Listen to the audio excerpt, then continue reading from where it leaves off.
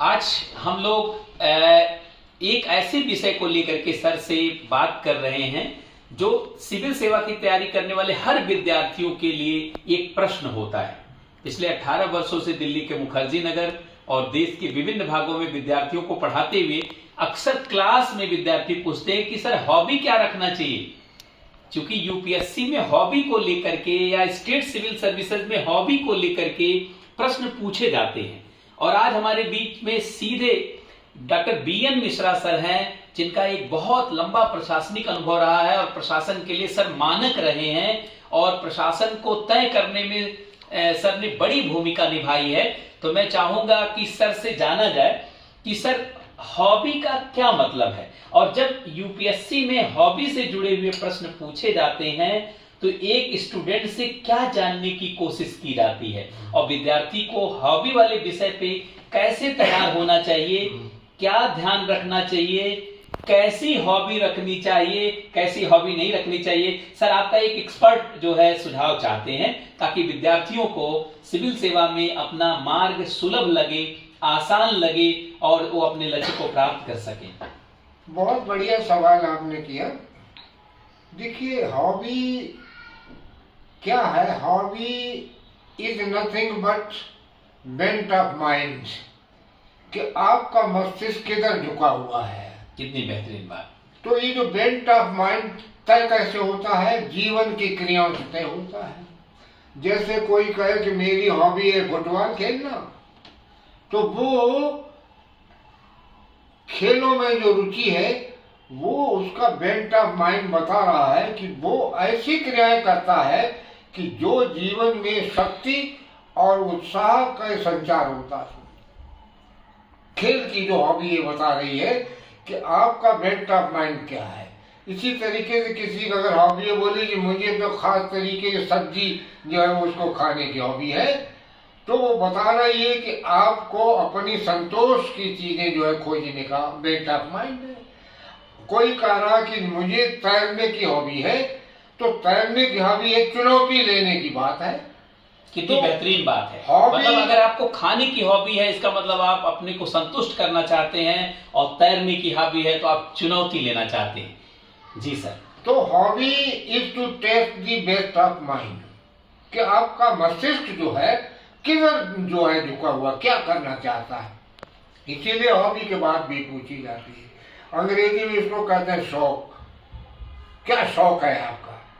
किसी को घोड़सवारी का शौक है, तो घोड़सवारी का सब एक क्रिया हो गई, लेकिन वो बेंट ऑफ माइंड ये बता रहा है कि आप शौर्य का, वीरता का, चुनौतियों का सामना, आगे बढ़ने का, दौड़ में आगे बढ़ने का, ये आपका बेंट ऑफ माइंड है।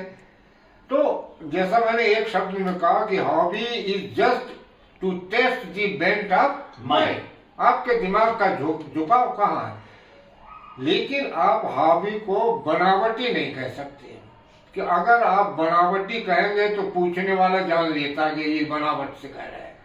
क्यों? कि जो आपका बेंट ऑफ माइंड है वो चेहरे पर झलकता है। आप कहेंगे ये क्या मतलब, वो चेहरे पर झलकता है।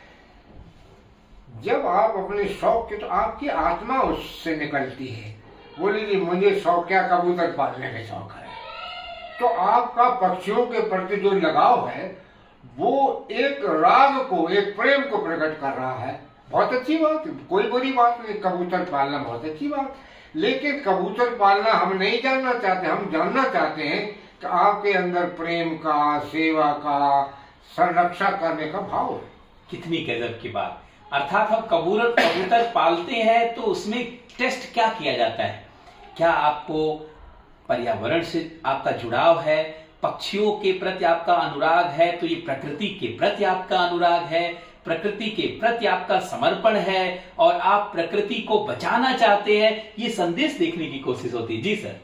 तो मैंने जैसे संकेत किया कि हॉबी के अंदर आपके मस्तिष्क का अध्ययन करना होता है। अब जिंदगी में नाना प्रकार की क्रियाएं हैं, हर एक की अलग अलग क्रियाएं। कोई ये सोच रहा हो कि मैं ऐसी हॉबी बताऊं कि मेरा पूछने वाले पर सर जम जाए, ऐसी बनावटी हॉबी की जिक्र करूं, ऐसा नहीं करना चाहिए। मैंने कहा ना, वो आपके चेहरे पर लटका होता है कि आपकी हॉबी क्या है। आप कहेंगे कैसे चेहरे पर लटका होता है? खेल की हॉबी वाले का चेहरा प्रसन्न चित्त सामने दिखाई देता है। कोई कहे कि नहीं जी मुझे तो किताबें पढ़ने का शौक है, उसका चेहरा जो है वो पढ़ाकू वाला दिमाग उसके चेहरे पर लटका होगा। आप कहेंगे इसको जानना तो बड़ा मुश्किल है। हाँ सही बात है, मुश्किल है, लेकिन मनोवैज्ञानिक देखते ही एक शब्द हिंदी का ताड़ जाता है। ताड़ जाना और समझ लेने में फर्क है। समझ लेना सूचनाओं से, तर्कों से समझाओ। ताड़ना जो देखने से ही पता है। ताड़ लिया मैंने, इसके अंदर क्या है।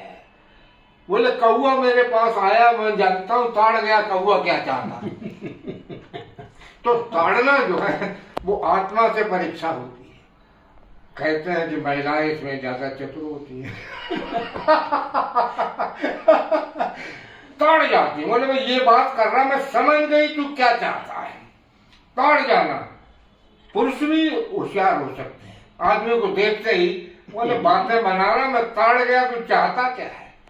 तो क्या है कि चेहरे से ताड़ लेते लोग। ये हिंदी बड़ी सशक्त भाषा है। हिंदी स्फेरिकल लैंग्वेज है। हाँ। और इंग्लिश लीनियर लैंग्वेज है। हर परिस्थिति के लिए वहां शब्द है।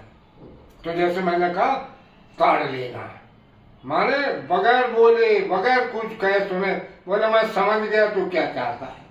तो इंटरव्यू क्या है, इंटरव्यू लेने वाला ताड़ता है लोगों को। मनोविज्ञान भी ताड़ लेता, बोले कहाँ बोल रहा है, क्या मैं समझ गया तू क्या।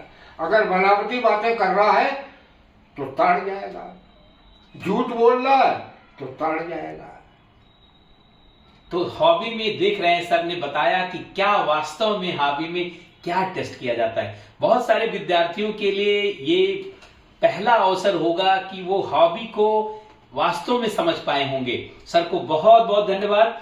सर ये पूरे विद्यार्थियों के लिए आपका सुझाव विरासत जैसा है। मैं बहुत बहुत आपको धन्यवाद देता हूं।